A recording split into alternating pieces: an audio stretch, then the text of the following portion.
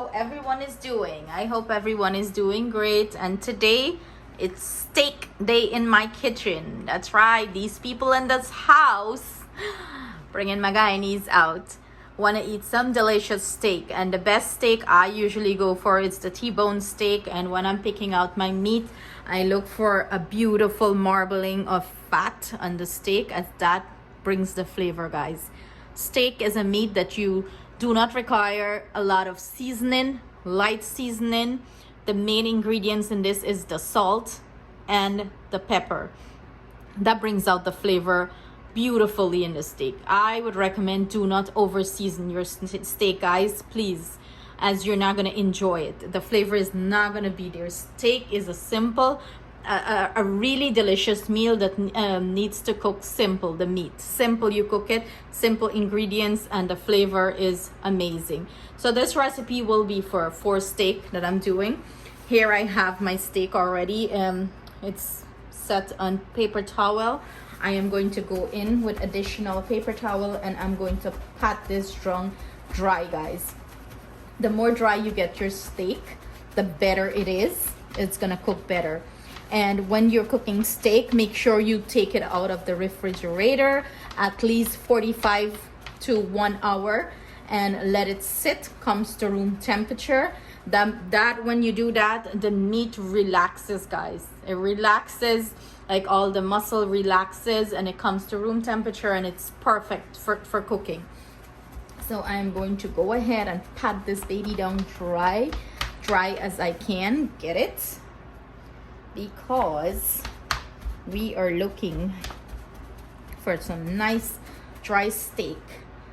And when that happens, we're gonna have beautiful caramelization in the pan. We do not need to season steak ahead of time and let it sit and rest. No, as soon as you add that seasoning to the steak, take it right over to the pan and make sure your oil is heating up and it's hot enough, and add your steak and cook it. Do not overcrowd your steak in the pan. Do not try to cook 5-6 steaks in one pan. No, I do it my way, as 1 steak per pan. It doesn't matter how big or little. I use the cast iron pan to do this, as the cast iron holds the heat. I use that to cook my steak, and I give every steak its time to shine in the pan and have its moment. So make sure when you're cooking steak, that's another essential way to do it too, guys. Do not overcrowd your pan. Give the steak its time to cook. So I will be doing this one at a time. Season it, drop it into our pan, let it have its moment, cooked, wash that pan, and start it all over back again. Yes, guys, we do not want to add steak to a pan that is already been used and have drippings and stuff like that. No, everything we start back from scratch and prepare. It's when you want to do, you already spent so much for your steak, you might as well do it the correct way and enjoy the bold flavors that it's going to give you. So first off, I am going to start heating up my pan. Come back, we're gonna season this, and we're gonna start cooking these delicious steaks. So I have my pan heating up. I pulled a piece of foil paper. I don't know if you can see it here. This, we're gonna be using a stick of butter. We have here some garlic that I just smashed it so the flavors can release, and we have some fresh thyme. You can also use rosemary for this too, guys. Here is my seasoning. All I have in here is some salt, paprika, and black pepper. Simple as that. And I am using some olive oil to start off my pan. So I'm gonna get this heated.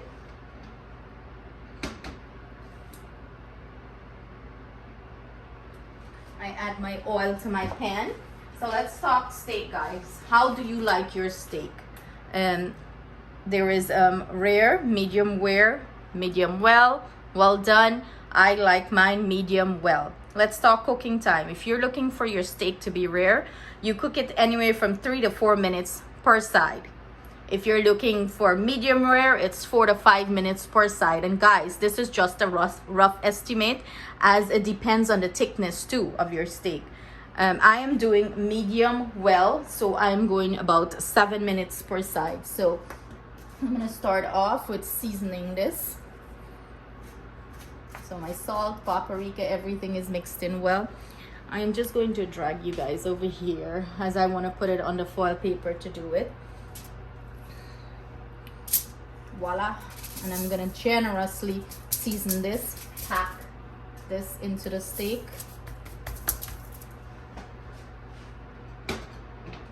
Okay guys, I'm just pulling off my cast iron as it's really hot over there. And that's how we want it too, screaming hot tonight. And I'm using this foil paper because it's easy cleanup for me, guys. I'll just take this and toss it in the garbage. And that's it. Generously seasoned with our salt, our black pepper, paprika, and that's it. Nothing else. Feel free to add any other seasoning you want to add here. Go right ahead. Excuse me, guys. Now this is beautifully seasoned. I am going to take you guys over to the stove and we're going to start the cooking process. Here you have our cast iron heat up nicely, and it has the olive oil inside, guys. And I'm going to bring over our seasoned steak and add this on here.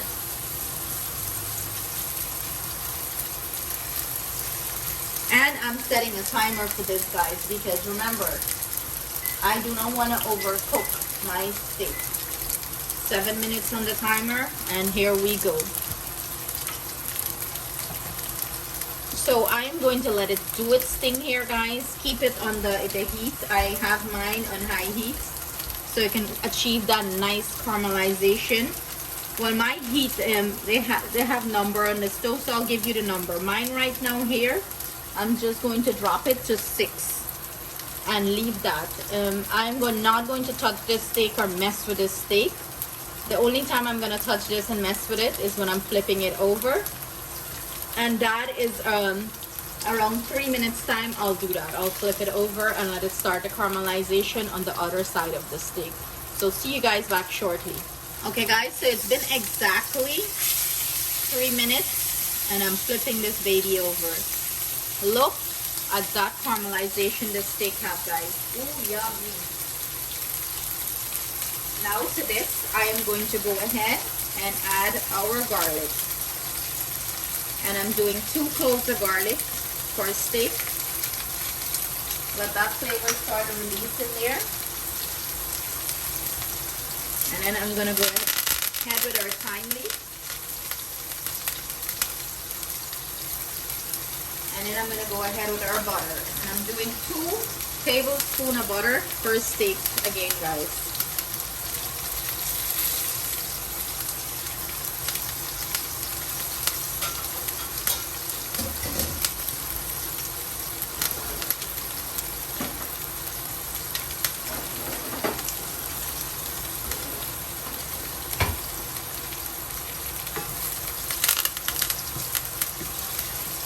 Trying to get some of this deliciousness onto this steak. I want the butter to start to melt down nicely over the steak. And careful, guys, as you heard, like you're hearing the garlic is cracking here because the flavor is starting to release from the thyme too. So careful not to get burned. And this is looking delicious, guys. Who is drooling already? And look at the mess I'm getting on my stove. Who want to volunteer to help me clean it up? This is why I don't like to do steak on the stove with the cast iron. It makes a mess, but the cast iron is the best to do this, guys. As it locks in the heat and it gives that good flavor to it. Yummy. I am hungry.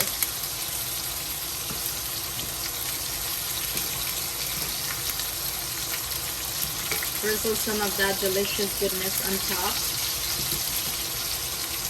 I don't want my garlic to get too burnt, so I'm just going to add it on top along with the thyme.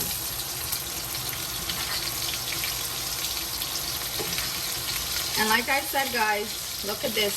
Each steak needs its own time to cook in the pan, so don't overcrowd your pan.